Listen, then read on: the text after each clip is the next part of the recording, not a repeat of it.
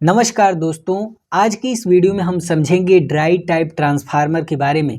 इस वीडियो में हम समझने वाले हैं ड्राई टाइप ट्रांसफार्मर क्या होते हैं, इनके टाइप्स को समझेंगे और हम ये भी समझेंगे कि जब हम ड्राई टाइप ट्रांसफार्मर को बनाएंगे या उसे डिजाइन करेंगे तो किन किन बातों पे ध्यान रखना चाहिए।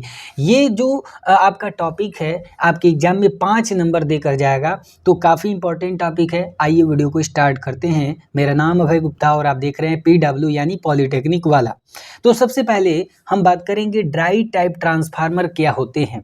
जनरली हमने सुना है कि ट्रांसफार्मर क्या होते हैं। ट्रांसफार्मर हमने बताया था कि एक इलेक्ट्रिकल मशीन है जो एनर्जी को कन्वर्जन करता है, एनर्जी का कन्वर्जन करता है, यानी वोल्टेज को चेंज करके जो है एनर्जी को कन्वर्ट करता है एक रूप से दूसरे रूप में।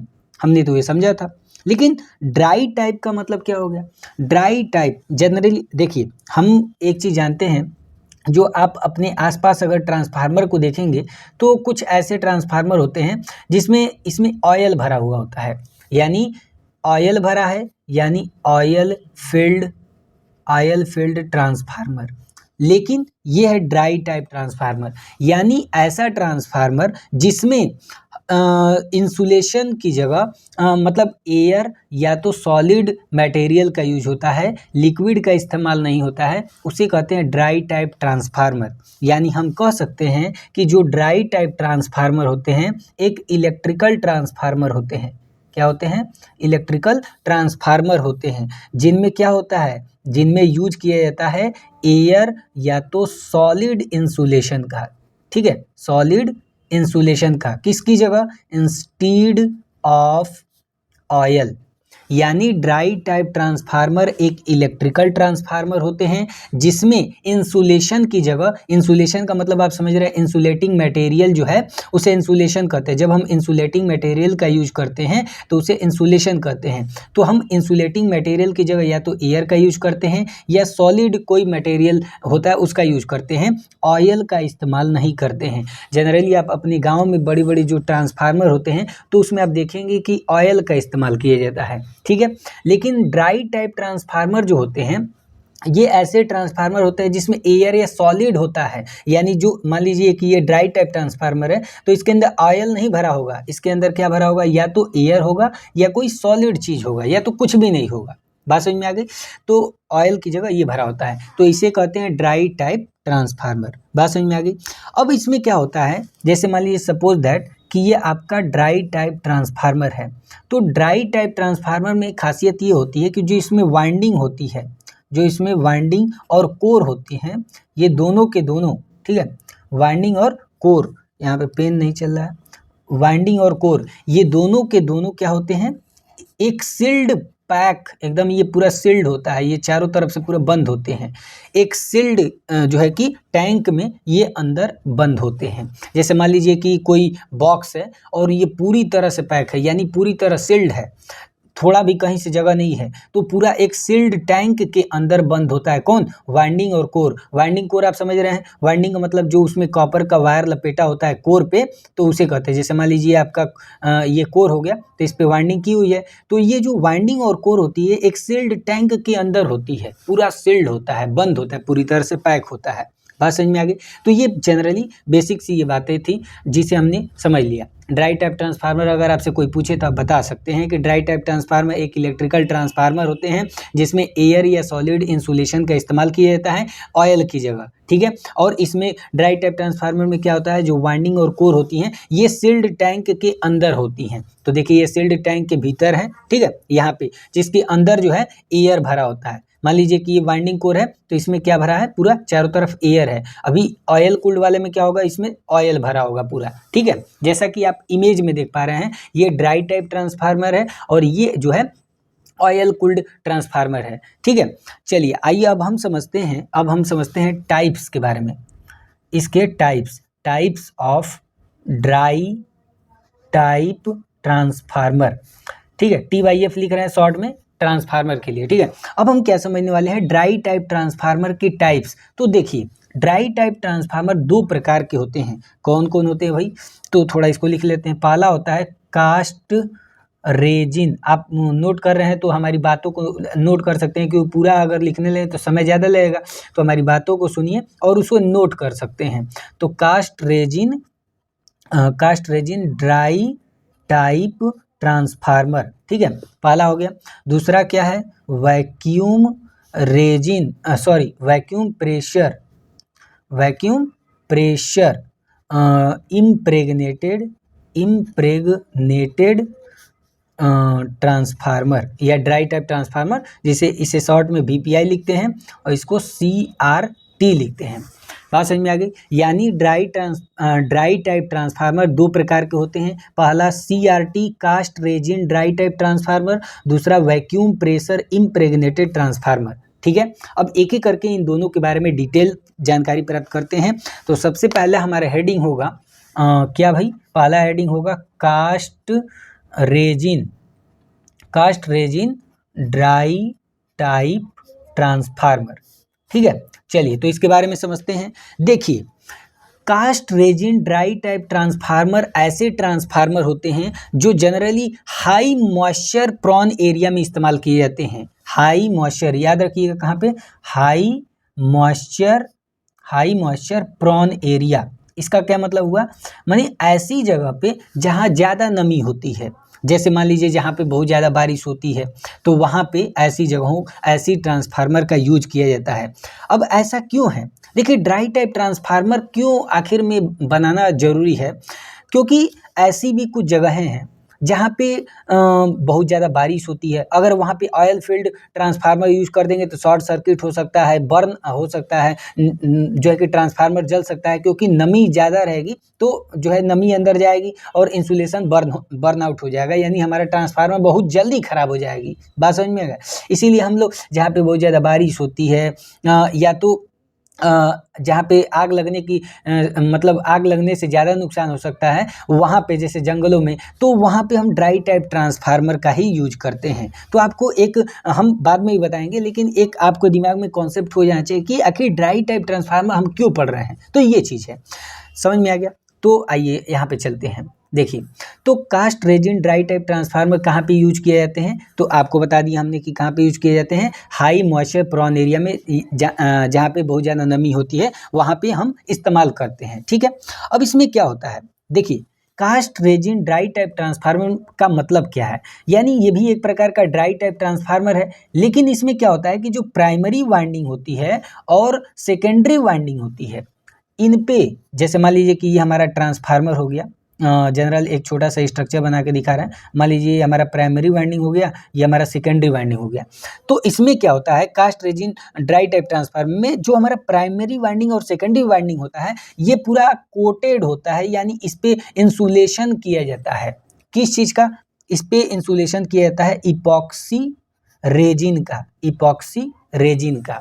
ये क्या चीज़ है, ये एक प्रकार का थर्मोसेटिंग पॉलीमर है। आपने पॉलीमर बहुत सारे पढ़े होंगे, तो ये एक प्रकार का क्या है, थर्मोसेटिंग पॉलीमर है। इसका काम क्या है, इसका काम है कि स्ट्रॉन्ग एडहेशन देना, यानी स्ट्रॉन्ग एडहेशन प्रोवाइड करना, मतलब कि जहाँ पे लगा देंगे वहाँ पे बहुत ज़्यादा मजबूती से उस चीज़ को पकड़ा रहेगा। अब जो वाइंडिंग का मतलब आप समझ रहे हैं ना, कि जैसे मान लीजिए हमारा कोर है और इस पे हमने तार लपेट दिया, उसके ऊपर कोटिंग कर दिया, मतलब उसके ऊपर हमने एक लेप लगा दिया पूरा, किसका, इपॉक्सी रेजिन का मान लीजिए, तो एकदम अच्छे से इसको पकड़े रहेगा, इस नमी से बचाएगा, हर एक चीज़ से इसको बचाएगा। तो ये चीज़ है, ठीक है। तो इपॉक्सी रेजिन आपके दिमाग में अगर नहीं समझ में आ रहा है तो आप ये समझ सकते हैं कि ये एक प्रकार का सबस्टांस है, पॉलीमर है, थर्मोसेटिंग पॉलीमर, ठीक है। और ये क्या करता है, स्ट्रॉन्ग एडहेशन प्रोवाइड करता है, और ये मान लीजिए कि कोई केमिकल रिएक्शन हो रहा है उससे भी बचाता है। अब इसका थोड़ा ऐसे मतलब आप समझ सकते हैं, जैसे मान लीजिए ये हमारा कोर है और इस पे हमने क्या किया कि हमने वाइंडिंग ऐसे तार लपेटा हुआ है, और हमने क्या किया कि इसके ऊपर जो है कि पूरा चारों ओर से ऐसे एक लेयर चढ़ा दिया, ठीक है, एक ऐसे लेयर चढ़ा दिया ऐसे, ठीक है। अब इससे क्या होगा कि मान लीजिए कि मॉइस्चर है, ठीक है, मॉइस्चर है, या मान लीजिए कि कोई केमिकल है, तो इससे रिएक्शन नहीं हो पाएगा। अब जब रिएक्शन नहीं होगा तो जो हमारी वाइंडिंग भीतर है वो बची रहेगी, और हमारा काम ही तो है कि हमारा मकसद क्या है कि वाइंडिंग बचा रहे। वाइंडिंग जब तक सेफ रहेगा तब तक जो है हमारा ट्रांसफार्मर अच्छे से फंक्शन करेगा। बात समझ में आ गई। इसीलिए हम लोग क्या करते हैं, इपॉक्सी रेजिन का इस्तेमाल करते हैं cast resin dry type transformer में। तो उम्मीद करते हैं 2 बातें आपको समझ में आ गई होंगी। आगे बढ़ते हैं। देखिए यहाँ पे ये जो हमने ऐसे लगाया हुआ है इसे कहते हैं इनकैप्सुलेशन। इनकैप्सुलेशन का मतलब क्या है कि हमने एक आवरण लगा दिया, इसको चारों तरफ से जो है ढक दिया। अब इनकैप्सुलेशन की वजह से क्या होता है कि हमारा जो ये वाइंडिंग मटेरियल है ये किसी भी चीज़ से जैसे मॉइस्चर से, केमिकल से इफेक्ट नहीं होता है, प्रभावित नहीं होता है और एकदम सेफ रहता है। बात समझ में आ गई। तो ये बात है, और जो हमारा ट्रांसफार्मर है वे अच्छी तरह से काम करता है। बात समझ में आ गई। अब इम्पोर्टेंट पॉइंट और क्या है, देखिए इम्पोर्टेंट पॉइंट ये है कि जो इसकी रेटिंग होती है वे कितना होते हैं 25 kVA से 12,500 kVA होता है, ठीक है। यानी 25 kVA से 12,500 kVA तक जो है इसकी रेटिंग होती है। बात समझ में आ गई। रेटिंग का मतलब आप समझ रहे हैं कि यहाँ से यहाँ तक की क्षमता वाली हमको ट्रांसफार्मर, ड्राई टाइप ट्रांसफार्मर देखने को मिलती है। बात समझ में आ गई। चलिए अगला हम समझते हैं। हाँ, एक बात और समझिए कि ट्रांसफार्मर की जो रेटिंग की जाती है ये केवीए में क्यों की जाती है, हम आने वाली वीडियोज में जरूर समझेंगे और 3 फेज में इसके बारे में बेहतरीन तरीके से ये जानकारी प्राप्त करेंगे कि ये केवीए में क्यों लिखा होता है। एकदम बेहतरीन कि आप सोच भी नहीं सकते, इतना सटीक जवाब आप समझेंगे, लेकिन वेट कीजिए। चलिए आगे हम समझते हैं। चलिए अगला पॉइंट क्या है, इसमें इंसुलेशन की बात थोड़ा हो रही थी, इसको समझ लीजिए। देखिए हम जो इंसुलेशन इसमें इस्तेमाल करते हैं वे क्लास एफ का इंसुलेशन होता है। इंसुलेशन हम बोल रहे हैं, थोड़ा छोटा छोटा लिख रहे हैं, लेकिन आप ये हमारी बातों को भी सुन सकते हैं। क्लास एफ इंसुलेशन इस्तेमाल किया जाता है। ये क्या मतलब है, थोड़ा ये समझ लेते हैं। जैसे जो इंसुलेटिंग मटेरियल होते हैं, देखिए इंसुलेटिंग मटेरियल समझ रहे हैं। एक होता है कंडक्टिंग मटेरियल जो कंडक्ट करता है, इलेक्ट्रॉन को फ्लो करने देता है। इंसुलेटिंग का मतलब फ्लो ही नहीं करेगा, चार्ज उसमें फ्लो नहीं कर सकते हैं, उसे इंसुलेटिंग मटेरियल कहते हैं। अब इंसुलेटिंग मटेरियल को भी कई क्लास में, कई वर्ग में बांटा गया है, उसी में आता है क्लास एफ इंसुलेशन। यानी याद रखिएगा कि cast resin dry type transformer को बनाने के लिए किस प्रकार का इंसुलेशन का इस्तेमाल किया जाता है, तो क्लास एफ टाइप का इंसुलेशन का इस्तेमाल किया जाता है। अब इसको अलग अलग से क्लासीफाई किया गया टेम्परेचर के आधार पे कि कौन सा इंसुलेटिंग मटेरियल कितना टेम्परेचर को टॉलरेट कर ले रहा है, उसको कितना सहन कर ले रहा है। तो जो क्लास एफ टाइप का इंसुलेशन होता है वे 90 डिग्री तक जो है, 90 डिग्री सेल्सियस तक जो है टेम्परेचर को सहन कर सकता है। अब आप सोचिए कि मान लीजिए कि ये हमारा ट्रांसफार्मर है और ट्रांसफार्मर में वाइंडिंग की गई है और अब मान लीजिए कि हमने इस पे एक इंसुलेशन लगा दिया है। अब जब आप जानते हैं कि बार बार मैग्नेटाइज डीमैग्नेटाइज होगा, इसमें एडी करंट बनेगा, तमाम चीज़ें होंगी, तो लॉसेज होगा तो हीट जनरेट होगा, और वे हीट जब जनरेट होगा तो वे किसको पेनेट्रेट करने की कोशिश करेगा, जो आपका इंसुलेटिंग लेयर है। अगर इंसुलेटिंग लेयर की क्षमता अगर खराब रहेगी तो इसे फाड़ कर निकल जाएगा, सारा हीट खराब बाहर निकल जाएगा और हमारा ट्रांसफार्मर भी जल सकता है, वाइंडिंग खराब हो सकती है। इसीलिए इंसुलेशन बढ़िया मतलब बेस्ट क्वालिटी का इस्तेमाल करना चाहिए। इसीलिए सीआरटी टाइप ट्रांसफार्मर में क्लास एफ टाइप का इंसुलेशन इस्तेमाल किया जाता है और इसकी जो क्षमता होती है वो 90 डिग्री सेल्सियस तक के टेम्परेचर को होल्ड करने की होती है। तो उम्मीद करते हैं इतनी बातें आपको समझ में आ गई होंगी।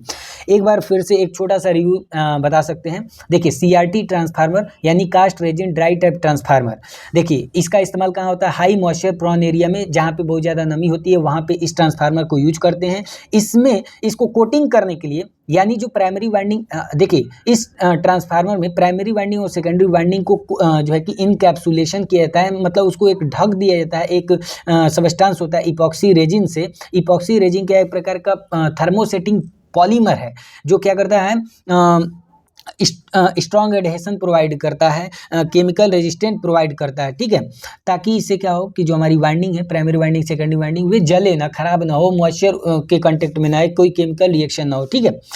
रेटिंग की बात करें तो जो सीआरटी ट्रांसफार्मर होते हैं उनकी रेटिंग होती है 25 kVA से 12,500 kVA, ठीक है। इसमें इंसुलेशन हम क्लास एफ इंसुलेशन का इस्तेमाल करते हैं। बात समझ में आ गई। अब हम बात करते हैं कि इसका एडवांटेज क्या है। तो चलिए अगला हम थोड़ा टॉपिक समझ लेते हैं। अब हमारा हेडिंग होगा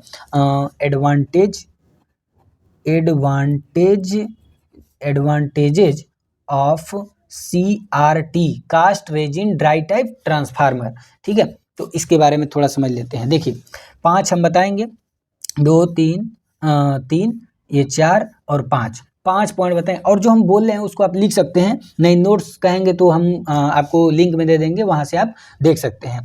देखिए अब आप ही सोचिए, यहाँ पे इन सारी बातों को अगर आप कंक्लूड करेंगे तो आपको क्या क्या फ़ायदा दिख रहा है, आप ऐसे भी निकाल सकते हैं। पहली बात ये है कि इसकी जो लोड कैपेसिटी होती है, लोड कैपेसिटी जो होती है, ओवरलोडिंग की जो कैपेसिटी होती है बहुत हाई होती है, यानी अच्छा होती है, बेटर कह सकते हैं एक तरह से। यानी जो CRT, cast resin dry type transformer होता है, उसकी ओवरलोडिंग कैपेसिटी बहुत अच्छी होती है। इसका क्या मतलब है कि यानी अगर हम इस ट्रांसफार्मर को यूज कर रहे हैं तो ओवरलोडिंग भी होगा तो ये सह लेगा। बात समझिए, क्योंकि देखिए जब ओवरलोडिंग होती है, ध्यान रखिए ये बात कि जब भी ओवरलोडिंग होगी तो इससे क्या होगा, ओवर हीटिंग भी होगी, ओवर हीटिंग होगा, और ओवर हीटिंग होगा तो हमारा प्राइमरी वाइंडिंग हीट होगा तो ये इंसुलेशन गर्म होगा, और जब इंसुलेशन गर्म होगा, अगर हम सही इंसुलेशन इस्तेमाल नहीं किए तो ख़राब हो जाएगा। लेकिन हम तो CRT में बढ़िया क्वालिटी का इस्तेमाल कर रहे हैं, और इससे बढ़िया तो अगले वाले में करेंगे, तो यानी ये इंसुलेशन ख़राब हो जाएगा तो समझिए ट्रांसफार्मर गड़बड़ हो गया, हमारा वाइंडिंग जल जाएगी, ये सब खत्म हो जाएगा। बात समझ में आ रही है?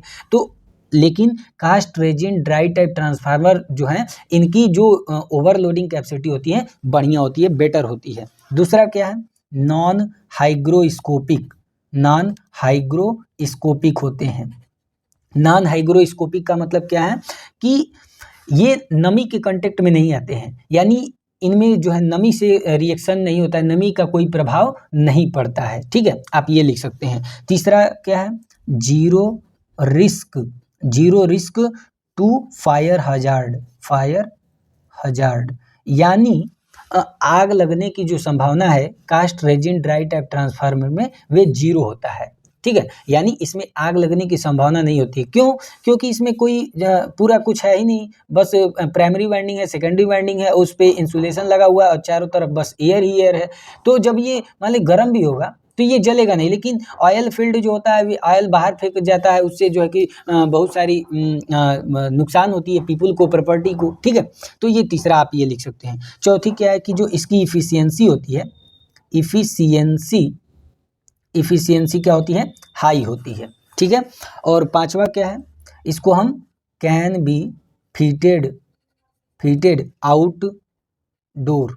ठीक है, इसको हम आउटडोर यानी बाहर भी फिट कर सकते हैं। बाहर का मतलब कि जैसे देखिए ये इंडोर में भी फिट हो सकता है क्योंकि जलने की संभावना नहीं है, या ऐसी जगह पे भी इसका इस्तेमाल कर सकते हैं जहाँ पे मतलब वहाँ पे नमी बहुत ज़्यादा है। तो ये सारी बातें यहाँ पे हम समझ सकते हैं। तो एक बार फिर से समझ लीजिए, एक बार फटाफट, cast resin dry type transformer का क्या क्या एडवांटेज है। तो पहला एडवांटेज ये है कि जो ये ट्रांसफार्मर होते हैं इनकी ओवरलोडिंग कैपेसिटी बहुत ज़्यादा होती है, यानी ओवरलोड के केस में भी ये मतलब कि जलते नहीं हैं। ठीक है, दूसरा नॉन हाइग्रोस्कोपिक, यानी मॉइस्चर का इन पे कोई खास इफेक्ट नहीं पड़ता है, और आग लगने की संभावना 0 होती है। इफिशियंसी इनकी अच्छी होती है, और जो है कि इनको आउटडोर में फिट कर सकते हैं। तो ये सारी बातें हो गई किसकी, cast resin dry type transformer की। चलिए अब हम बात करते हैं, यहाँ पे अगला हम बात करते हैं किसकी, दूसरा हमारा जो है वैक्यूम प्रेशर इम्प्रेग्नेटेड ट्रांसफार्मर की। तो चलिए यहाँ पे आपको दिख रहा होगा, यहाँ पे देखिए। तो अब हम दूसरा बात करेंगे, दूसरा VPI का मतलब क्या है, ये वाला वैक्यूम प्रेशर इम्प्रेग्नेटेड ट्रांसफार्मर। ठीक है, तो चलिए अब हम बात करते हैं इसकी, ये क्या होता है। देखिए vacuum pressure impregnated dry type transformer, ये भी एक प्रकार का ड्राई टाइप ट्रांसफार्मर ही होता है, लेकिन इसमें खास बात क्या है कि ये जो होता है वैक्यूम सील्ड होता है, वैक्यूम सील्ड होते हैं, बहुत इंपॉर्टेंट। यानी जैसे आपने इसमें देखा cast resin dry type transformer में, तो इसमें क्या होता है कि एयर होता है, जबकि इसमें वैक्यूम सील्ड होता है। जैसे मान लीजिए कि ये टैंक है, पूरा सील्ड होगा, चारों तरफ से बंद होगा, लेकिन इसमें एयर मौजूद नहीं होगा। बात समझ में आ गई, इसमें वैक्यूम होता है, खाली कुछ भी नहीं होता है। बात समझ में आ गई, तो वैक्यूम सील्ड होते हैं। और इसमें जो इंसुलेशन हम इस्तेमाल करते हैं, इंसुलेशन वे क्लास एच का इस्तेमाल होता है, ठीक है, और वे अंडर हाई प्रेशर पे भरा होता है, ठीक है। बात समझ मतलब बहुत ज़्यादा अंदर प्रेशर बहुत ज़्यादा होता है, ठीक है। ये भी प्रेशराइज्ड एयर होता है, यहाँ पे प्रेशराइज्ड जो है कि प्रेशर से जो है कि यहाँ पे प्रेशर बहुत ज़्यादा होता है, इंसुलेशन इसके अंदर भरा होता है। इंसुलेशन का मतलब क्या है आपको हमने बता दिया कि जो प्राइमरी वाइंडिंग और सेकेंडरी वाइंडिंग होती हैं इनको पूरा जो है कि इनकैप्सुलेट कर देते हैं, मतलब चारों तरफ से ढक देते हैं इंसुलेशन से, इंसुलेटिंग मटेरियल से, ठीक है। अब इस प्रोसेस से क्या होता है, जैसे मान लीजिए कि ये हमारा ट्रांसफार्मर का कोर है, यहाँ पे ऐसे वाइंडिंग की गई है, यहाँ पे ऐसे वाइंडिंग की गई है। अब हमने क्या किया कि इसको जो इंसुलेशन है, इंसुलेटिंग मटेरियल उससे पूरा ऐसे बंद कर दिया। अब जब इसको पूरा बंद कर दिए तो जो गैप होता है, जो भी गैप होता है वो पूरा गैप भर जाता है। अब इससे क्या होगा कि जो ट्रांसफार्मर की इफ़िशियंसी होगी वे बढ़ जाएगी, ठीक है, और इससे जो है मॉइस्चर जो है इसके कांटेक्ट में नहीं आ पाएगा, कोई केमिकल रिएक्शन नहीं होगा और अंदर एयर भी नहीं है, तो और बढ़िया है, और ज़्यादा इफिशियंसी इसकी बढ़ जाती है compare to cast resin dry type transformer के, ठीक है। तो चलिए अब समझते हैं कि इसकी रेटिंग क्या होती है। इसकी अगर हम रेटिंग के बारे में बात करें तो इसकी रेटिंग होती है 5 kVA से लेकर 30 MVA तक, यानी 5 kVA से लेकर 30 MVA मतलब मेगा वोल्ट एम्पियर तक, और 5 kVA का मतलब 5 किलो वोल्ट एम्पियर, ठीक है। अगला हम इंसुलेशन आपको बता दिए कि क्लास एच टाइप का जो है कि, और इसकी एच टाइप का भी इस्तेमाल किया जाता है और क्लास एफ टाइप का भी इस्तेमाल किया जाता है, दोनों प्रकार की इंसुलेशन का इस्तेमाल किया जाता है। जो एफ टाइप का है इसका टेम्परेचर होल्ड करने की जो क्षमता है लगभग में 155 डिग्री सेल्सियस होता है, और इसका जो है 180 डिग्री सेल्सियस तक के टेम्परेचर को होल्ड करने की कैपेसिटी होती है। बात समझ में आ गई। चलिए तो एक बार फिर से पूरा रिव्यू कर लीजिए, मतलब पूरा समझने के बाद एक बार रिव्यू जब करेंगे, मतलब एक बार समरी कर देंगे तो और ज़्यादा इसको समझने में आपको आसान हो जाएगी। देखिए, vacuum pressure impregnated dry type transformer क्या होते हैं, ये एक प्रकार के ड्राई टाइप ट्रांसफार्मर होते हैं जो वैक्यूम सील्ड होते हैं, यानी ये एक सील्ड टैंक के अंदर पूरा अंदर वैक्यूम भरा होता है, एयर भी नहीं होता है, ठीक है, वैक्यूम सील्ड होते हैं। दूसरी, इसमें इंसुलेशन क्लास एफ और एच दोनों टाइप की इस्तेमाल किए जाते हैं, और इनकी जो रेटिंग होती है 5 kVA से लेकर 30 MVA तक होती है। चलिए अब हम बात करते हैं इसके एडवांटेज के बारे में, तो अब हम समझेंगे एडवांटेजेज ऑफ VPI, यानी अब हम क्या समझने वाले हैं, वैक्यूम प्रेशर इम्प्रेग्नेटेड, क्योंकि भाई बड़ा नाम है तो बार बार बोलेंगे तो आपको याद भी हो जाएगा। तो vacuum pressure impregnated dry type transformer के क्या क्या एडवांटेज हैं, तो आइए इसको समझ लेते हैं। तो इसके भी हम 5 पॉइंट बताएंगे यहाँ पे। देखिए पहला क्या है, पहला ये है कि इसका हाई मैकेनिकल स्ट्रेंथ होता है, यानी इसका अगर हम मैकेनिकल स्ट्रेंथ देखें तो हाई होता है। मैकेनिकल स्ट्रेंथ समझ रहे हैं, मैकेनिकल स्ट्रेंथ का मतलब जैसे इसमें जो इंसुलेशन इस्तेमाल कर रहे हैं वे बहुत ज़्यादा मतलब मजबूत क्वालिटी के होते हैं, अच्छी क्वालिटी के होते हैं, तो इससे क्या होता है मैकेनिकल स्ट्रेंथ बढ़ जाता है। तो ये बात हो गई। दूसरा, इसमें वायर्ड फ्री इंसुलेशन होता है, वायर्ड फ्री इंसुलेशन होता है। वायर्ड फ्री मतलब कि थोड़ा भी जगह नहीं होता इसमें। अब इसमें देखिए कास्ट रेजिन वाले में क्या था, भीतर एयर था, कुछ नहीं तो एयर था ना, यहाँ पे हमने बताया कि एयर या सॉलिड इंसुलेशन का इस्तेमाल किया जाता है। लेकिन जो VPI है इसमें तो वैक्यूम है, और जब वैक्यूम होगा तो कुछ भी नहीं होगा, यानी वायर्ड फ्री इंसुलेशन होता है। बात समझ में आ गई। तीसरी चीज़ क्या है, नो टेम्परेचर फ्लक्चुएशन, मतलब इसमें टेम्परेचर फ्लक्चुएट नहीं करता है, ठीक है। चौथा क्या है, इजी मेंटेनेंस, यानी इसको मेंटेन करना भी, जो VPI है vacuum pressure impregnated dry type transformer, इसको मेंटेन करना भी आसान होता है। और चौथा है less prone to fire hazard, फिर वही बात है फायर हजार्ड। देखिए यानी आग लगने की संभावना भी इसमें बहुत कम होती है। यानी सीधी सी बात यह है कि जो इसमें था इसमें भी वही है, बस इसमें क्या हो रहा है, इंसुलेशन थोड़ा और बढ़िया क्वालिटी का लग जा रहा है। वैक्यूम न होने के कारण इसमें वाइड फ्री इंसुलेशन हो जाता है और मैकेनिकल स्ट्रेंथ भी हाई हो जाती है। टेम्परेचर भी फ्लैक्चुएट नहीं करता है, क्योंकि भी कुछ का प्रभाव ही नहीं पड़ेगा। एक तो पहले वैक्यूम है और उसी में जो है कि बढ़िया क्वालिटी का यहाँ पे जो हमारी प्राइमरी वाइंडिंग है और सेकेंडरी वाइंडिंग है, इसको हमने क्या किया, एक बढ़िया क्वालिटी का क्लास का जो है कि इंसुलेशन हमने इस्तेमाल कर दिए। और इसके अलावा यहाँ पे चारों तरफ क्या है, वैक्यूम है, एयर भी नहीं है। तो इसके कारण क्या होता है कि इसमें टेम्परेचर फ्लक्चुएट नहीं करता है और इसको मेंटेन करना भी आसान होता है। ये जल्दी खराब भी नहीं होती, लॉन्ग लास्टिंग होते हैं और जो है कि आग लगने की संभावना इसमें बिल्कुल नहीं होती है। बात समझ में आ गई? तो ये हमने समझ लिया ड्राई टाइप ट्रांसफार्मर के दोनों टाइप को अच्छे तरीके से, उनके बारे में समझा, एडवांटेज को समझा, इनके बारे में समझा, एडवांटेज को समझा।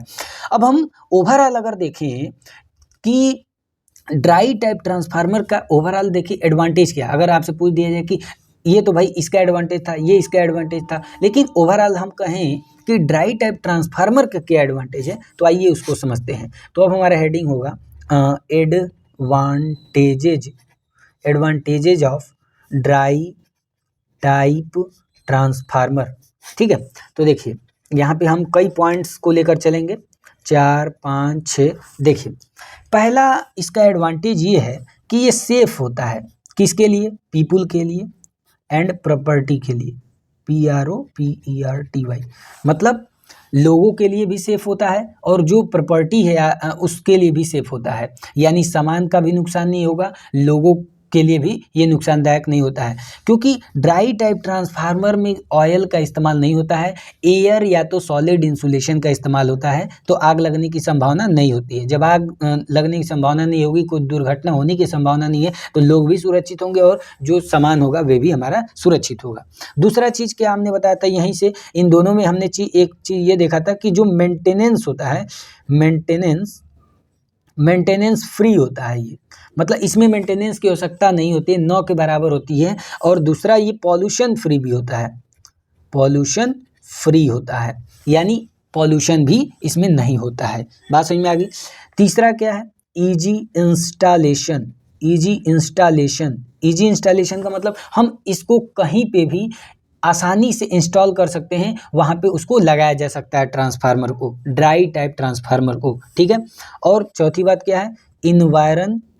इन्वायरमेंट फ्रेंडली होते हैं, फ्रेंडली। ठीक है, यानी ये इन्वायरमेंट फ्रेंडली होते हैं। क्यों? क्योंकि पॉल्यूशन होता नहीं है, और जो पॉल्यूशन नहीं करता है वह इन्वायरमेंट का मित्र होता है, जो पॉल्यूशन करता है वह इन्वायरमेंट का दुश्मन होता है। तो आप भी अगर मान लीजिए पॉल्यूशन कर रहे हैं तो उसको थोड़ा कंट्रोल कीजिए। देखिए नो फायर हजार्ड। देखिए अभी हमने आपको बताया कि दोनों ही टाइप पढ़े, इसमें कहीं पे भी आपको आग लगने का डर आपको नहीं दिखेगा, तो यहाँ पे आग लगने का खतरा नहीं होता है। अगला हम क्या लिख सकते हैं कि ये लॉन्ग लास्टिंग होते हैं। ठीक है, यानी ये लंबा समय तक चलते हैं। क्यों ऐसा कर रहे हैं? क्योंकि इसमें न ही कोई थर्मल और न ही कोई डाई इलेक्ट्रिक हीटिंग होती है। क्योंकि देखिए दोनों में समझे कि इसमें क्या था? वैक्यूम था, इसमें क्या था? एयर था। यानी हम इंसुलेशन और बढ़िया क्वालिटी का इंसुलेशन का इस्तेमाल करते हैं, इसलिए थर्मल और डाई इलेक्ट्रिक हीटिंग होती नहीं है। तो इससे क्या होता है कि जो हमारा ट्रांसफार्मर होता है वो लॉन्ग लास्टिंग होता है, यानी उसका लाइफ स्पेन बढ़ जाता है। ठीक है, एक दो और है उसको समझ लीजिए। जैसे सातवां क्या है? एक्सेलेंट कैपेसिटी होती है, एक्सेलेंट कैपेसिटी क्या करने की? To support overload. अभी हमने आपको ये चीज़ बताया था, यहाँ पे देखिए हमने क्या बताया था कि इनमें बहुत बढ़िया क्षमता होती है ओवरलोड को मतलब सहने की, यानी ओवरलोड को ये क्या करते हैं? सपोर्ट करते हैं। अच्छा, मतलब ओवरलोडिंग अगर ज़्यादा हो रहा है तो ये जलते नहीं है, जल्दी ख़राब नहीं होते हैं, तो ओवरलोड को ये क्या करते हैं? सपोर्ट करते हैं। इसके अलावा आप लिख सकते हैं कि इनको जो है कि ऐसी जगह पे इस्तेमाल करते हैं जहाँ पे मॉइस्चर बहुत ज़्यादा होती है। ठीक है, तो ये सारे इसके एडवांटेजेज हैं। ठीक है, तो अगला हम इंपॉर्टेंट पॉइंट समझते हैं कि इसके क्या क्या डिसएडवांटेज हो सकते हैं। चलिए तो थोड़ा नेक्स्ट पेज पलट लेते हैं, वहाँ पे समझते हैं इस चीज़ को। चलिए तो अब हमारा टॉपिक क्या है? Disadvantages of dry type transformer. अब हम क्या समझने वाले हैं कि ड्राई टाइप ट्रांसफार्मर की क्या क्या डिसएडवांटेज हैं। देखिए, तो सबसे पहली चीज इसका डिसएडवांटेज ये है कि अगर ये ट्रांसफार्मर खराब हो जाए तो प्राइमरी वाइंडिंग, सेकेंडरी वाइंडिंग और इसके साथ साथ जो लिम्ब है यानी जो हमारा कोर है उन सबको कंप्लीट चेंज करना पड़ेगा। क्या? कंप्लीट चेंज करना पड़ता है। यानी कहने का मतलब ये हुआ कि अगर ड्राई टाइप ट्रांसफार्मर एक बार खराब हो गया तो उस केस में इन केस ऑफ फेलियर, ठीक है, अगर मान लो किसी कारणवश इसमें खराबी आ गई तो उस केस में प्राइमरी वाइंडिंग, सेकेंडरी वाइंडिंग और कोर को भी पूरा कंप्लीट चेंज करना पड़ता है हमें। बात समझ में आ गई? दूसरा समझते हैं। दूसरा क्या है? दूसरा है कि सेम पावर के लिए, अगर मान लीजिए कि सेम पावर और वोल्टेज के लिए, अगर मान लीजिए हमारे पास दो ट्रांसफार्मर, एक तो ये है ड्राई टाइप ट्रांसफार्मर और दूसरा है ऑयल कूल्ड ट्रांसफार्मर, ठीक है। अगर मान लीजिए हमें सेम पावर का, सेम वोल्टेज का ये ट्रांसफार्मर चाहिए और ये ट्रांसफार्मर चाहिए तो दोनों में से कौन महंगा पड़ेगा? अब बताइए। तो ये वाला ज़्यादा महंगा पड़ेगा, ठीक है। तो ये बात समझ में आ गई। अगर मान लीजिए कि जैसे मान लीजिए 440 kVA का अगर हमें ट्रांसफार्मर चाहिए तो हम क्या करेंगे? कौन अच्छा पड़ेगा? तो देखिए, अच्छा तो भाई यही है लेकिन ये महंगा पड़ेगा। बात समझ में आ गई? तो ये दो चीज़ें हैं, ठीक है। चलिए अगला हम अब बात करते हैं इसके एप्लीकेशन के बारे में। तो अब हमारा हेडिंग होगा application of dry type transformer. यानी ड्राई टाइप ट्रांसफार्मर का क्या क्या एप्लीकेशन का मतलब क्या कि कहाँ कहाँ पे इनको इस्तेमाल किया जाता है। तो ऐसे ही हम बता दे रहे हैं। पहला आप नोट कर सकते हैं केमिकल इंडस्ट्री में, ऑयल इंडस्ट्री में, गैस इंडस्ट्री में, ठीक है। यहाँ पे ड्राई टाइप ट्रांसफार्मर का बढ़िया लेवल पे इस्तेमाल होता है, अच्छे लेवल पे इस्तेमाल होता है। दूसरा ये है कि जहाँ पे इन्वायरमेंटली सेंसिटिव एरियाज हैं, जहाँ पे मॉइस्चर बहुत ज़्यादा है, वहाँ पे इन ड्राई टाइप ट्रांसफार्मर को इस्तेमाल करते हैं। तीसरा कहाँ पे? जहाँ पे आग लगने की संभावना ज़्यादा होती है वहाँ पे हम ड्राई टाइप ट्रांसफार्मर का इस्तेमाल करते हैं, ठीक है। चौथा क्या है? जैसे मान लीजिए इनर सिटी सब स्टेशन में इसका इस्तेमाल किया जाता है। यानी जो शहर के अंदर जो है कि सब स्टेशन होते हैं वहाँ पे ड्राई टाइप ट्रांसफार्मर का इस्तेमाल करते हैं। पाँचवा, जैसे इंडोर सब स्टेशन हो या अंडरग्राउंड सब स्टेशन हो। इंडोर का मतलब क्या कि बिल्डिंग के अंदर हो, जैसे मान लीजिए कि कोई बिल्डिंग के अंदर पूरा सब स्टेशन बनाया गया है। या अंडरग्राउंड का मतलब कि ज़मीन के अंदर जो सब स्टेशन बनाया गया है वहाँ पे इसका इस्तेमाल किया जाता है। अंडरग्राउंड में सब स्टेशन बनाने का मतलब ये है कि वहाँ पे स्पेस बचाया जा सके। अब ये खासकर शहरों में होता है। शहरों में अंडरग्राउंड सब स्टेशन बना दिए जाते हैं ताकि कम से कम जगह हो, मतलब जगह को बचाने के लिए, ठीक है। ये भी वही कारण है, जगह भी बचेगा, लोग भी सुरक्षित होंगे, प्रॉपर्टी भी सुरक्षित होगी, इसीलिए ड्राई टाइप ट्रांसफार्मर का इस्तेमाल किया जाता है। बात समझ में आ गई? चलिए अब हम अगला टॉपिक जो इम्पोर्टेंट टॉपिक है इसको समझते हैं। अगला टॉपिक है हमारा important factors to design a dry type transformer. देखिए, यानी ड्राई टाइप ट्रांसफार्मर को अगर हमें डिजाइन करना है यानी उसको बनाना है तो किन किन फैक्टरों पे मतलब हमें देखना होगा, किन किन फैक्टरों को हमें जानना होगा। जैसे मान लीजिए आप कुछ भी बना रहे हैं, जैसे मान लीजिए आप मान लीजिए पकौड़ी बना रहे हैं या जलेबी या कुछ भी मतलब बना रहे हैं, तो उसमें आप देखेंगे ना कि हम बढ़िया किस मतलब बढ़िया क्वालिटी का तेल लाएं और बढ़िया प्याज लाएं। ऐसे सड़ा प्याज ला दिए, एकदम गंदा क्वालिटी का तेल ला दिया और उससे पकौड़ी बनाया और सोचें बढ़िया स्वाद है, तो नहीं। तो उसी प्रकार अगर मान लीजिए ड्राई टाइप ट्रांसफार्मर बनाना है जब हमें, तो किन किन फैक्टरों का ध्यान रखा जाता है। तो पहला टॉपिक है चॉइस ऑफ इंसुलेशन टाइप। यानी पहला हमें काम क्या करना है कि इंसुलेशन जो हम यूज कर रहे हैं, जो इंसुलेटिंग मटेरियल हम यूज कर रहे हैं उसका सही से चॉइस करें। इसका क्या मतलब है? देखिए इसको समझते हैं थोड़ा। जनरली हमने अभी आपको बताया है कि हम इंसुलेशन किस क्लास का इस्तेमाल करते हैं, F और H क्लास का इंसुलेशन इस्तेमाल करते हैं, ठीक है। और क्यों इस्तेमाल करते हैं? क्योंकि इनमें जो टेम्परेचर को टॉलरेट करने की क्षमता होती है, ठीक है, टॉलरेट करने की जो क्षमता होती है बहुत ज़्यादा होती है। बात समझ में आ गई? इसीलिए हम क्लास एफ और एच टाइप के इंसुलेशन का इस्तेमाल करते हैं प्राइमरी वाइंडिंग और सेकेंडरी वाइंडिंग पे, ठीक है। अब यहाँ पे ये चीज़ समझना है, जैसे मान लीजिए अभी हमने आपको बताया था कि जो क्लास एफ वाला होता है इसका टेम्परेचर कैपेसिटी कितना होता है, मतलब इतना तक जो है टेम्परेचर को ये होल्ड कर सकता है, और ये वाला 180 डिग्री सेल्सियस तक टेम्परेचर को होल्ड कर सकता है, मतलब उतना तक टॉलरेट कर सकता है। बात समझ में आ गई। अब इम्पोर्टेंट पॉइंट क्या है, देखिए वाइंडिंग को, जैसे मान लीजिए ड्राई टाइप ट्रांसफार्मर आपको बनाना है, तो जो आपकी प्राइमरी वाइंडिंग सेकेंडरी वाइंडिंग है, तो वाइंडिंग का इंसुलेशन करने के लिए, अब भाई आप तो समझ लिए कि इंसुलेशन हम किस प्रकार का, किस क्लास का इस्तेमाल करेंगे, तो क्लास एफ और एच का इस्तेमाल करेंगे। लेकिन क्या इस्तेमाल करते हैं, तो वार्निश या तो पॉलिस्टर रेजिन का इस्तेमाल करते हैं, पॉलिस्टर रेजिन, ठीक है। याद रखिएगा, इंपॉर्टेंट पॉइंट है कि हम लोग क्या करते हैं, इंसुलेशन के लिए क्या इस्तेमाल करते हैं, तो वार्निश का इस्तेमाल करते हैं या तो पॉलिस्टर रेजिन का इस्तेमाल करते हैं। बात समझ में आ गया। अब इससे क्या होता है, देखिए ये सिर्फ टेम्परेचर को लेकर ही नहीं है, ये जो क्लास एफ और एच क्लास के जो इंसुलेशन है, ये टेम्परेचर तो इनका अच्छा खासा मतलब टॉलरेट करने का होता ही है, इसके अलावा ये मैकेनिकल स्ट्रेंथ भी अच्छा देते हैं, ठीक है। और दूसरा कि ये इनका डाई इलेक्ट्रिक स्ट्रेंथ भी अच्छा होता है। इसके अलावा जो है कि ये थर्मल जो मतलब हीट होता है उसको ज़्यादा से ज़्यादा मतलब इनके अंदर रेजिस्टेंट होता है, मतलब इतना मतलब शक्तिशाली होते हैं कि ये हीट को ज़्यादा से ज़्यादा थर्मल शॉक को एब्जॉर्ब कर सकते हैं, सीधी सी बात ये है। यानी पूरी कहानी में अगर हम समझे कि अगर हमें मान लीजिए ड्राई टाइप ट्रांसफार्मर को डिजाइन करना है, बनाना है, तो हम इंसुलेशन किस प्रकार का लेंगे, एफ और एच क्लास का लेंगे। क्लास एफ वाले का जो टेम्परेचर सहन करने की क्षमता है वो 155 डिग्री सेल्सियस है। क्लास एच वाला जो इंसुलेशन है उसकी क्षमता 180 डिग्री सेल्सियस। बात समझ में आ गई। और हम लोग क्या इस्तेमाल करते हैं इंसुलेशन के रूप में, तो वार्निश का इस्तेमाल कर लेते हैं या तो पॉलिस्टर रेजिन का इस्तेमाल कर लेते हैं। बात समझ में आ गई। अगला हम समझते हैं। अब भाई ठीक है, जैसे पहले एक छोटा सा फिगर समझ लीजिए, ये हमारा मान लीजिए कि आपका क्या है, ये हमारा हो गया आपका, ये मान लीजिए ये आपका क्या है, ये आपका प्राइमरी वाइंडिंग है और ये मान लीजिए सेकेंडरी वाइंडिंग, ठीक है। अब यहाँ पे ऐसे हमने पूरा इसको इंसुलेट कर दिया, तो हमें इंसुलेटिंग मटेरियल का तो चयन कर लिए।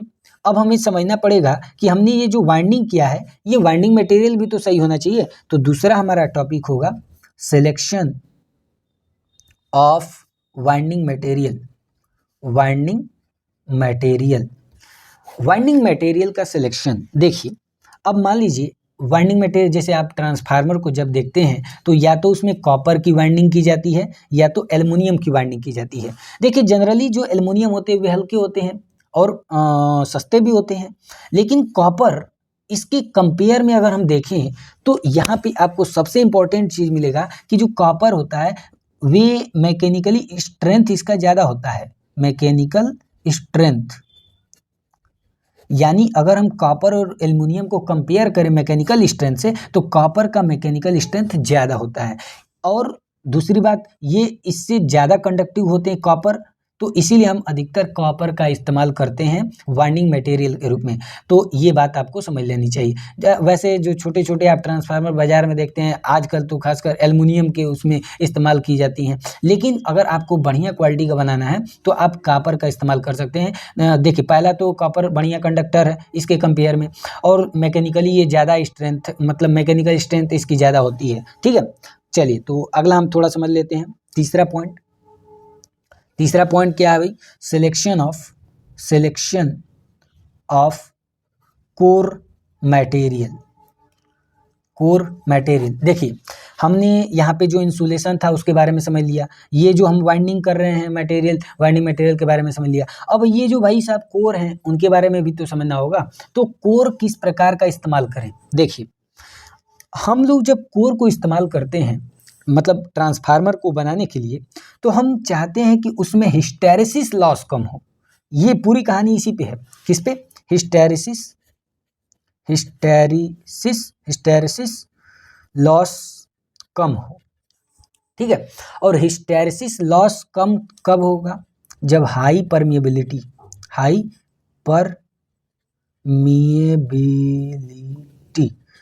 देखिए यानी हम जब कोर मटेरियल का सिलेक्शन करते हैं तो हम दो चीज़ों पे ध्यान देते हैं। पहला कि जो कोर मटेरियल है वे उसका हिस्टैरिसीस लॉस कम हो और हाई परमिएबिलिटी हो। दो बातें अगर हैं तो समझ लीजिए हम उस कोर मटेरियल का हम सिलेक्शन करते हैं। और कोर मटेरियल जनरली हम किस चीज़ का इस्तेमाल करते हैं, तो हमने आपको बताया था बहुत पहले वाले वीडियो में कि सिलिकॉन स्टील का इस्तेमाल करते हैं। किसका इस्तेमाल करते हैं? सिलिकॉन स्टील का इस्तेमाल करते हैं, या तो CRGO का इस्तेमाल करते हैं। इसका मतलब है कोल्ड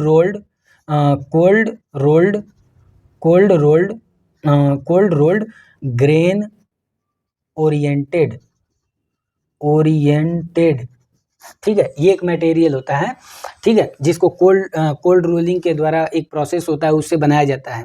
यानी कुल मिला जुला कर अगर आप समझें तो ट्रांसफार्मर का जो कोर होता है जब हम उसका सिलेक्शन करते हैं तो हम प्रयास करते हैं कि उसकी परमिएबिलिटी हाई हो और वे उसमें हिस्टैरिसीस लॉस कम हो। तो हम दो मटेरियल हैं, या तो हम सिलिकॉन स्टील का सिलेक्शन करते हैं या तो CRGO cold rolled grain oriented material का सिलेक्शन करते हैं। ये प्रकार का मटेरियल है और इसका इस्तेमाल किया जाता है कोर को बनाने के लिए ट्रांसफार्मर का, क्योंकि इसमें हिस्टैरिसीस लॉस भी कम होता है और परमिएबिलिटी भी हाई होती है। चलिए तो अगला हम बात करते हैं। अगला हमारा 4th पॉइंट है इंसुलेशन लेवल। देखिए इंसुलेशन लेवल कैसा होना चाहिए, तो सिंपल सी बात है भैया कि इंसुलेशन लेवल क्या होना चाहिए? हाई होना चाहिए, स्ट्रांग होना चाहिए, स्ट्रांग इंसुलेशन लेवल होना चाहिए। अब स्ट्रांग इंसुलेशन लेवल होगा तो क्या होगा? जो हमारा ट्रांसफार्मर है उसका लाइफ स्पैन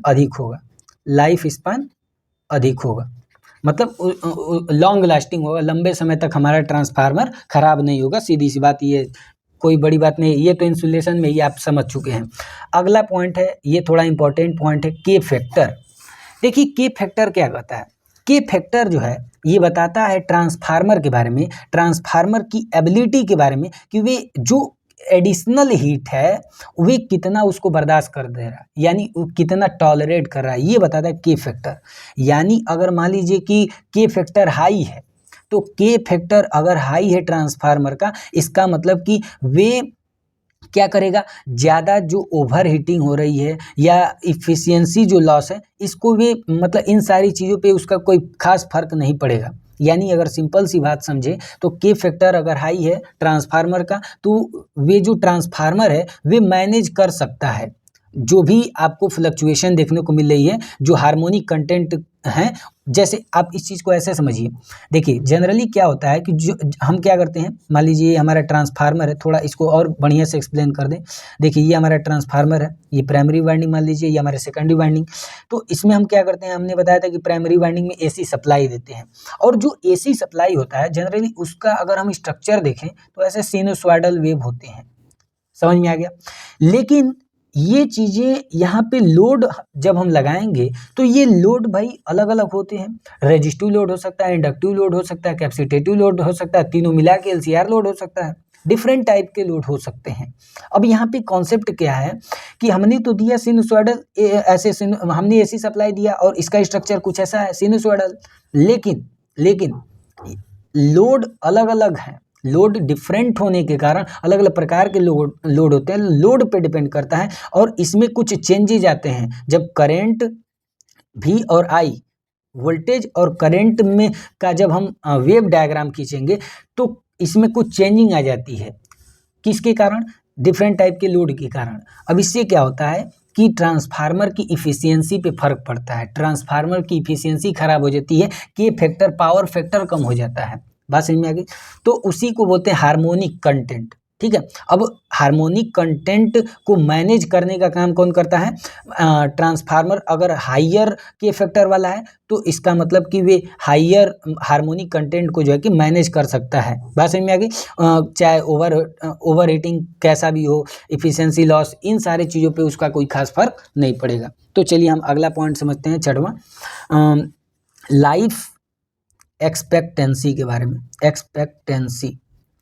देखिए लाइफ एक्सपेक्टेंसी के बारे में थोड़ा समझ लेते हैं। अब देखिए जो ट्रांसफार्मर का लाइफ है देखिए हम जब ट्रांसफार्मर को डिजाइन करेंगे तो हमारा प्रयास रहेगा कि जो उसका लाइफ है वे ज़्यादा से ज़्यादा हो, लेकिन वे किस चीज़ पे डिपेंड करता है उसका लाइफ डिपेंड करता है वाइंडिंग की इंसुलेशन पे। वाइंडिंग इंसुलेशन पे डिपेंड करता है। वाइंडिंग खराब हो गई, इंसुलेशन खराब हो गया, तो इसका मतलब जब ये ब्रेक डाउन होगा इसका, तो समझ लीजिए कि ट्रांसफार्मर की लाइफ खत्म। यानी कुल मिला-जुला कर हम ये कह सकते हैं कि ट्रांसफार्मर का जो लाइफ होता है वे वाइंडिंग इंसुलेशन के ब्रेकडाउन पे डिपेंड करता है। अगर मान लीजिए लाइफ अच्छी चाहिए तो हमें इंसुलेशन बढ़िया क्वालिटी का इस्तेमाल करना होगा। तो हम लोग नॉर्मली बताएं अभी कि क्लास एफ और एच या तो बी का इस्तेमाल करते हैं लाइफ को अच्छी करने के लिए। किसकी? अपनी नहीं, ड्राई टाइप ट्रांसफार्मर की। यानी अगर हमें ट्रांसफार्मर बढ़िया बनाना है तो हमें इंसुलेशन बेस्ट क्वालिटी का रखना होगा, वाइंडिंग मटेरियल अच्छी तरीके का सिलेक्शन करना होगा। बात समझ में आ गई? चलिए अगला बढ़ते हैं, 7वां पॉइंट समझते हैं। 7वां पॉइंट है लॉसेज। ठीक है, अब लॉसेज में क्या है, देखिए जब हम ट्रांसफार्मर को डिजाइन कर रहे होते हैं तो उसमें कई प्रकार के लॉसेज, जैसे आपने सुना एडी करंट लॉस होता है, एडी करंट लॉस होता है, या तो आपको हमने बताया अभी हिस्टैरिसीस लॉस होता है, जिसे हम कुल मिला जुला के वाइंडिंग लॉस बोलते हैं। वाइंडिंग लॉस का मतलब जो ट्रांसफार्मर है, तो ट्रांसफार्मर में हम कॉपर इस्तेमाल करते हैं, उसका कुछ रेजिस्टेंस होता है, तो वाइंडिंग मटेरियल का वे लॉस हो गया। ठीक है, वाइंडिंग रेजिस्टेंस लॉस कह सकते हैं, या तो लीकेज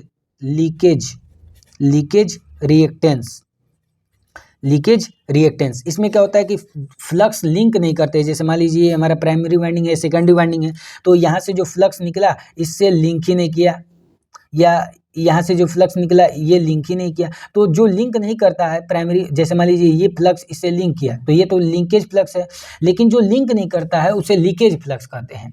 बस समझ में आ गई? तो जो लीकेज फ्लक्स होते हैं, लीकेज फ्लक्स के कारण लीकेज रिएक्टेंस होता है, या तो वाइंडिंग के रेजिस्टेंस के कारण वाइंडिंग लॉस होती है। तो ये जितने भी प्रकार की लॉसेज हैं, इसको मिनिमाइज करने के लिए हम क्या करते हैं, बढ़िया क्वालिटी का जो है कि वाइंडिंग मटेरियल का इस्तेमाल करते हैं, और सबसे बड़ी बात कि हम कोर मटेरियल बढ़िया सिलेक्शन करते हैं ताकि लॉसेज भी कम हो। ठीक है, और स्पेशल शेप भी दिया जाता है ट्रांसफार्मर को, लेमिनेटेड शीट का इस्तेमाल किया जाता है लॉसेज को कम करने के लिए। ठीक है, 8वां पॉइंट देख लेते हैं। 8वां पॉइंट क्या है, देखिए 8वां पॉइंट है ओवरलोडिंग। वही बात है, कुल घुमा फिरा कर तो वही चीज़ आएगा। ओवरलोडिंग का मतलब हमने क्या बताया, ओवरलोडिंग का मतलब ओवर हीटिंग, और ओवर हीटिंग होगा तो हमारी वाइंडिंग जो इंसुलेशन है वो खराब हो जाएगी, और जब वाइंडिंग इंसुलेशन खराब होगी तो ट्रांसफार्मर का काम खत्म हो जाएगा। इसीलिए ओवरलोडिंग के कारण क्या हो रहा है, ओवर हीटिंग हो रहा है, और हीटिंग को अगर हम कूल कर दें, इसीलिए फैन या तो ब्लोअर का इस्तेमाल किया जाता है, क्या करने के लिए, हीटिंग को कूल करने के लिए। बात समझ में आ गई? यानी ट्रांसफार्मर में ओवरलोडिंग को कंट्रोल करने के लिए हम लोग क्या करते हैं, ओवरलोडिंग के कारण ओवर हीटिंग होती है, उसको कंट्रोल करने के लिए फैन या ब्लोअर का इस्तेमाल करते हैं, ताकि ट्रांसफार्मर ठंडा रहे और इंसुलेशन पे कोई इफेक्ट न पड़े, वाइंडिंग पे कोई इफेक्ट न पड़े। ठीक है, तो हम ऐसा प्रयास करते हैं, जब हम ट्रांसफार्मर को डिजाइन करते हैं तो हम प्रयास करते हैं कि ओवरलोडिंग के कारण जो है कि ओवर हीटिंग जो हो, उसको मतलब उसके कारण हमारा कोर पे या जो इंसुलेशन है, वाइंडिंग है, उस पर कोई प्रभाव न पड़े। इसलिए हम क्या करते हैं, फैन या ब्लोअर लगा देते हैं ताकि जो हीट है वे ठंडा हो सके। ठीक है, जो ओवरलोडिंग के कारण जो ओवर हीट हो रहा है। ठीक है, अगला पॉइंट को समझते हैं। अगला पॉइंट है रेटिंग ऑफ ट्रांसफार्मर। देखिए रेटिंग, जो ट्रांसफार्मर की रेटिंग है, जनरली हम उसको क्या लिखते हैं, केवीए में लिखते हैं, वाट में नहीं लिखते हैं। अब इसके बारे में हम पूरा डिटेल बताएंगे कि क्यों केवीए में लिखते हैं और वाट में नहीं लिखते हैं, लेकिन इस वीडियो में नहीं, आने वाली जो 3 फेज ट्रांसफार्मर के बारे में जब पढ़ेंगे तो वहाँ पे इस चीज़ को लास्ट टॉपिक में बताएंगे कि केवीए और वाट में मतलब कि केवीए में क्यों रेटिंग की जाती है, ट्रांसफार्मर को वाट में नहीं किया जाता है। तो ये हम यहाँ पे नहीं, अगली जो आने वाली वीडियोज हैं उनमें बताएंगे। अगला लास्ट इंपॉर्टेंट पॉइंट है नेम प्लेट ऑफ ट्रांसफार्मर। यानी जब हम ट्रांसफार्मर को डिजाइन करते हैं तो सबसे इंपॉर्टेंट पार्ट यही है कि ट्रांसफार्मर में नेम प्लेट होना चाहिए। जैसे कि आप स्क्रीन पे देख पा रहे हैं, नेम प्लेट से क्या होगा, उसमें बहुत सारी जानकारियाँ लिखी होती हैं। जैसे मान लीजिए हम लोग जब स्कूल जाते हैं तो हमारी पूरी जानकारी एक आइडेंटिटी कार्ड पे होती है। उसमें नाम लिखा होता है, गाँव का नाम लिखा होता है, किस क्लास में है लिखा होता है, हम ये सारी बातें लिखी होती हैं। उसी तरह ट्रांसफार्मर तो हमने पूरा बना दिया, उसमें कोर बढ़िया लगा, वाइंडिंग मटेरियल बढ़िया लगा, इंसुलेशन बढ़िया क्वालिटी का लगा, हमने ऐसा उसको डिजाइन किया कि के फैक्टर हाई हो, उसका लॉन्ग लास्टिंग चले, इन सारी बातों का हमने तो ख्याल रख लिया। लेकिन कोई ट्रांसफार्मर जब लेकर जाएगा तो कैसे पता चलेगा कि ये इसकी क्षमता क्या है या जो भी चीज़ें हैं। तो कहने का मतलब ये है कि नेम प्लेट बनाया जाता है ट्रांसफार्मर का, जैसा कि आप स्क्रीन पे देख पा रहे हैं। इसमें voltage rating, current rating, output rated KVA, rated frequency, type of connection की किस प्रकार का कनेक्शन है, delta delta delta, star star delta, ये सारी कनेक्शन को, और टाइप ऑफ कूलिंग की, इसमें किस प्रकार की कूलिंग लगाई। जैसा कि अभी हमने बताया कि ओवरलोडिंग होता है तो ओवर हीटिंग होता है, तो उसमें फैन या ब्लोअर का इस्तेमाल किया जाता है। ये जरूरी नहीं कि यही मेथड है, जब हम 3 फेज पढ़ेंगे तो उसमें डिफरेंट टाइप के मेथड होते हैं कूलिंग के, तो वहाँ पे समझेंगे। लेकिन यहाँ पे आपको समझ में आ गया कि ये सारी बातें लिखी होती हैं किस पे, नेम प्लेट पे। और नेम प्लेट समझिए एक आइडेंटिटी कार्ड है ट्रांसफार्मर का। अगर आप घूमने जाइए बाजार में तो आप जरूर ट्रांसफार्मर को देखिए, ट्रांसफार्मर एक नेम प्लेट लगा होता है, उसमें सारी बातें लिखी होती हैं, voltage rating, current rating, output rated KVA, rated frequency, type of connection, type of cooling, ये सारी बातें उस पे लिखी होती हैं।